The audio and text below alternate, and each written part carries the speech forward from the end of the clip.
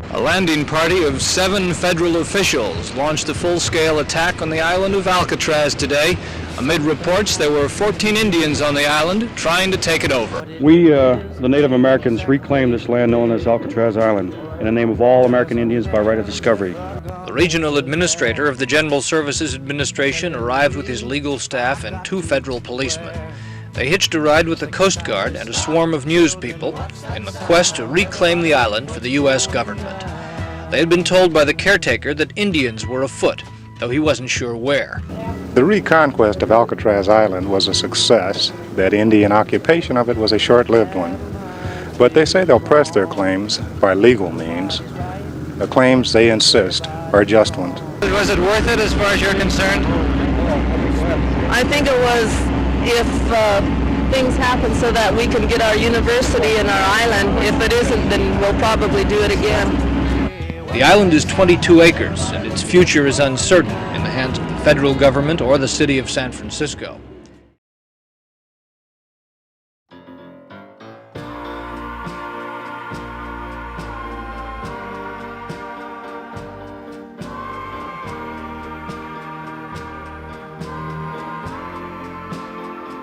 The American Indian Movement was founded in Minneapolis in July 1968. Initially, it was created to combat issues in urban areas such as poverty, discrimination, and police brutality against American Indians. It would later expand its focus to include other issues such as unemployment, the lack of American Indian studies in education, treaty rights, and the preservation of indigenous cultures. The movement goes all the way back to when the Indian Relocation Act of 1956 was passed, which gave support to American Indians who wanted to move to cities from reservations and provide them with economic opportunities. As a result, nearly 70% of American Indians left reservations and moved to cities. In these urban centers, many would begin to organize into pan-Indian groups seeking to improve the lives of American Indians. This Indian activism would later create the American Indian Movement. The American Indian Movement held many notable protests, takeovers, and events, all seeking to raise awareness and secure rights for Native Americans. One of the most famous takeovers, the Occupation of Alcatraz, would be the turning point for American Indian activism and federal Indian policy within the United States for years to come.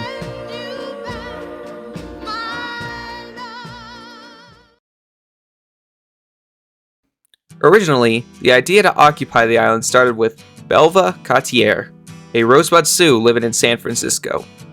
Following the closure of the island in 1963, she planned to claim the island for the Sioux, as it had no use to the government.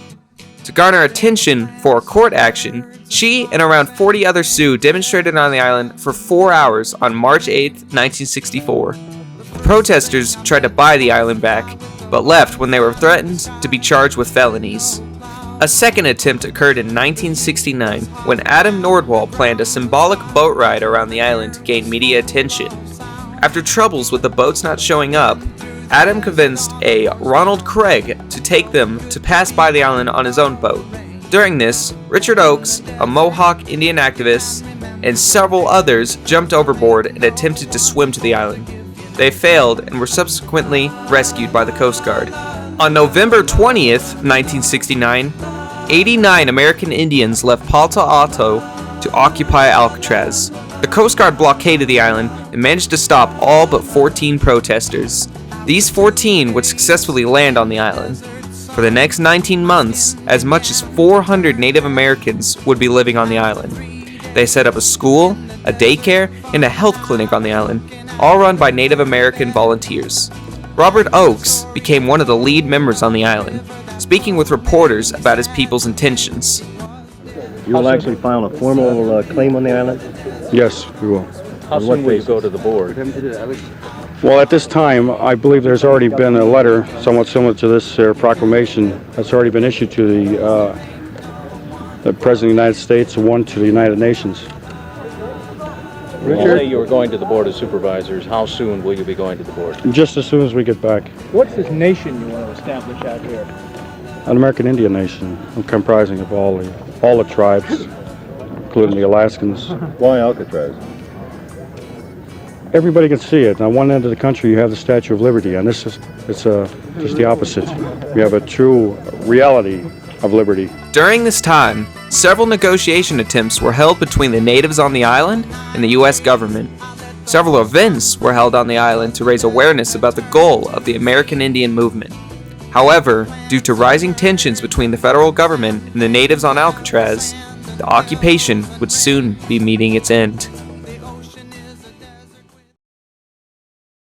On January 3rd, 1970, Yvonne Oakes, the 13-year-old stepdaughter of Richard Oakes, fell to her death. This would cause Richard and his family to leave the island. Others would also leave the island, seeking to return to school or just go home. Other issues plagued the islanders. Outsiders came to the island, including drug users, news reporters, and hippies. They caused damage to infrastructure, left trash, and more. This prompted the natives to ban non-Indians from staying the night. The government also would shut off the power and water to the island many times, making the struggle for survival even worse. More and more occupiers left Alcatraz, as the remaining few attempted to reorganize their worsening situation. By late May of 1971, the government had finally cut all power and telephone services to the island. With no sources of water or electricity and public support drying up, the occupiers on the island began to leave en masse. The last 15 occupiers were removed on June 11, 1971, by a large force of government officers. The occupation was over, but its effects would be felt for years to come, as a change was brought throughout the nation.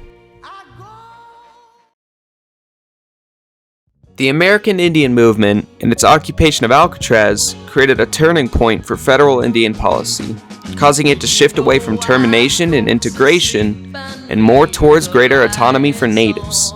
Further protests and occupations led by Native American civil rights organizations made the U.S. government recognize problems for Native Americans and figure out solutions for them.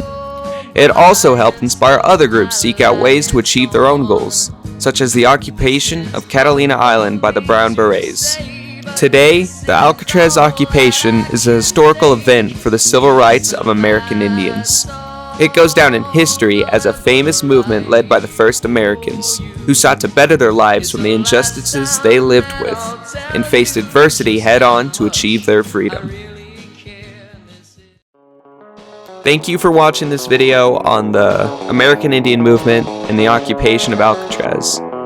This was a kind of difficult video to make for reasons, but it's done, and hopefully we all have a good summer. Bye!